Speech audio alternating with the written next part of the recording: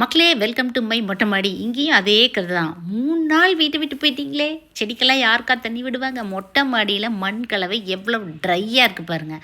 ஆனால் என்னோடய செல்லக்குட்டீஸ் எப்படி இருக்காங்க? இருந்தாலும் ஒரு கவலை இருந்துகிட்டே தாங்க இருந்தது. ஏன்னா நிறைய கேசவர்தினி முளைச்சி வந்திருந்தது. இவங்கெல்லாம் தான் என்ன ஆயிருப்பாங்களோன்னு ஒரு டவுட்டு தான். இருந்தாலும் கைவிடவே மாட்டாங்க எண்ணெய். இயற்கை எண்ணெய் ஒரு ஒரு நாளும் கைவிட மாட்டாங்க.